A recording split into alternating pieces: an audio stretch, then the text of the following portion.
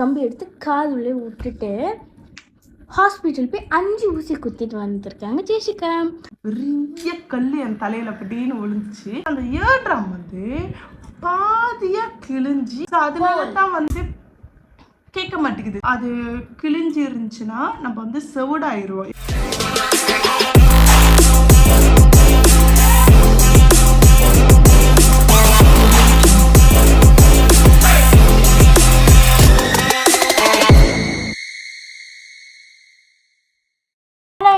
This is Jay Shriram and this is Tashmita.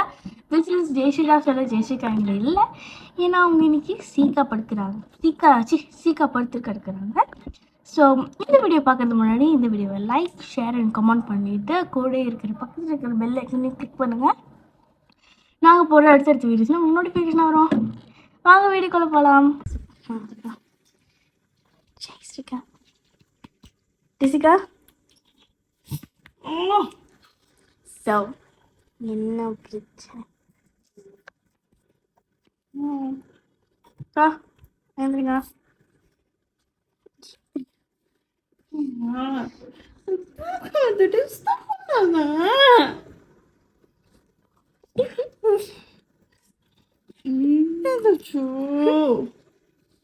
So ஜெசிகாக்கு என்ன பிரச்சனைனா காது பிரச்சனை.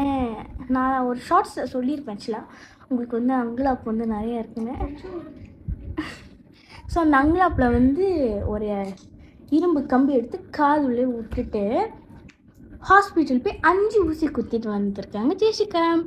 நல்லவேளை எனக்கு போனாங்க. இது எனக்கு போகலன்னா வந்து அவங்க செவிடா இருப்பாங்க.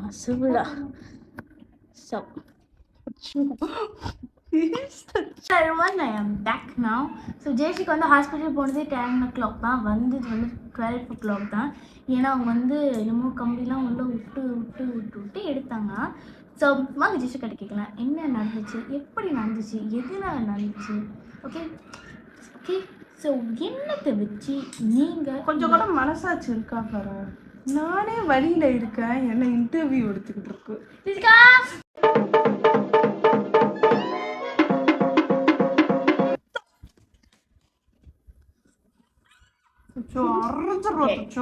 ஓகே வாங்க வீடியோக்குள்ள போகலாம். ஓகே ஜெசிகா, எதை விட்டு நீங்கள் காதுல இருந்து சொல்லுங்க. ஓகே, பேசிக்லி எல்லாத்துக்கும் தெரியும், ரொம்ப ஹைஜீனாக இருக்கணும் ஒரு பேரில் வந்து எவ்ரி டைம் வந்து நான் என்னோட இயர் வந்து க்ளீன் பண்ணிக்கிட்டு தான் இருப்பேன்.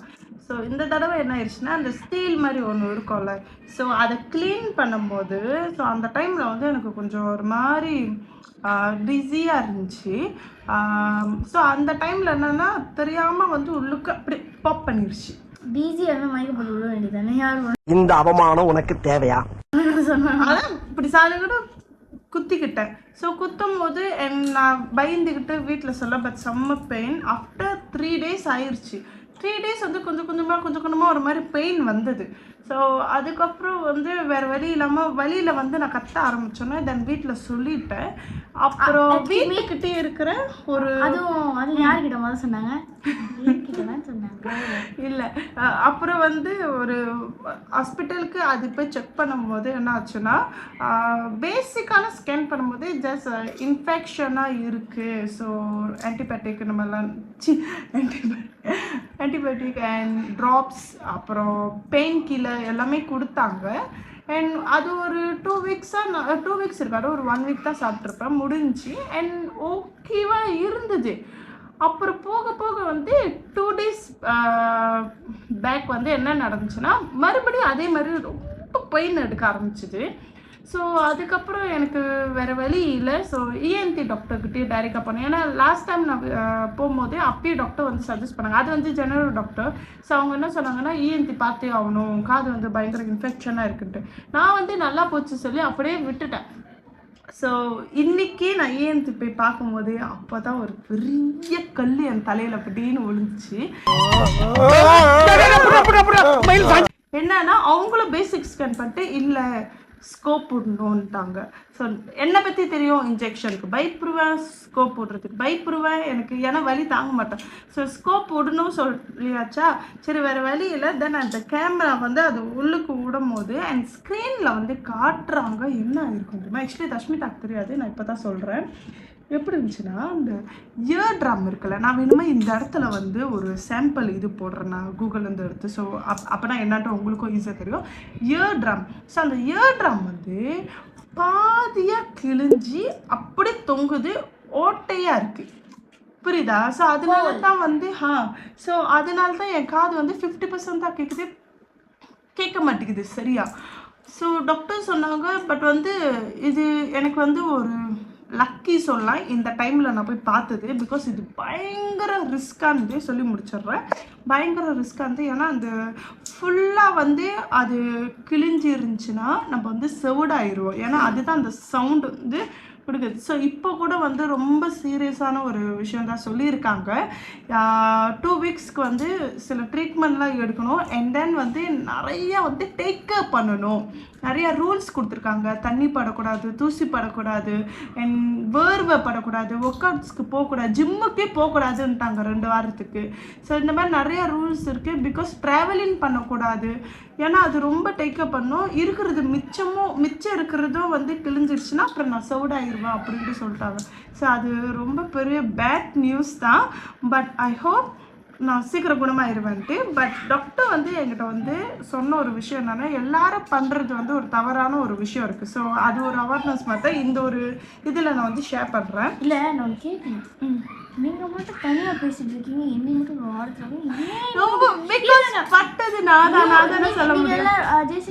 ஜெய்சிக்கு வந்து சொன்னாங்க, அது விளங்கு உங்களுக்குலாம் கேட்டுக்குமா இல்லைன்னு தெரியல. ஜெய்சிக்கு என்ன தெரியுமா சொன்னாங்க, அவங்களுக்கு பேட் நியூஸ், பட் எனக்கு அது செம்ம. ஸோ அதாவது என்னென்னா, நல்லா கேட்டுக்கோங்க.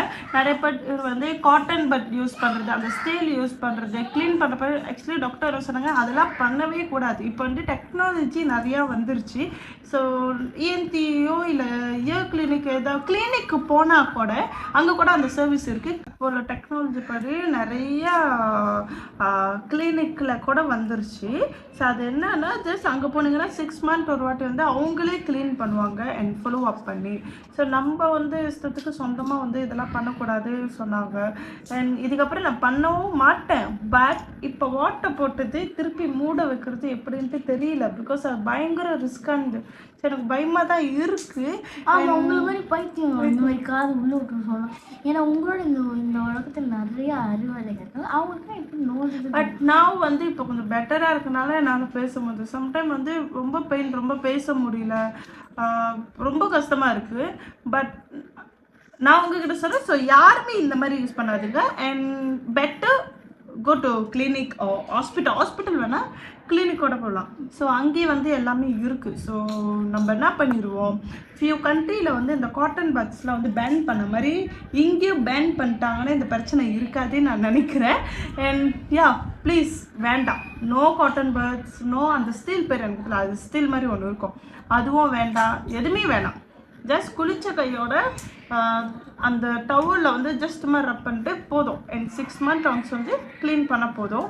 அண்ட் இந்த வீடியோ வேணுமா நான் ஒரு பார்ட் 2 இது கண்டினியூ பண்ண முடியுதா? பார்ட் 2 நான் என்ன பண்ணேன்னா, இது ஓப்பன் பண்ணி அண்ட் வேறு என்னென்ன ப்ரொசீஜர் இருக்குது, என்னென்ன அப்டேட் பண்ணியிருக்காங்க, இதோட சிச்சுவேஷன் எப்படி இருக்குது, இப்போ எப்படி இருக்குது, அந்த மாதிரி விஷயங்கள் வந்து பார்ட் 2ல் போடுறேன்.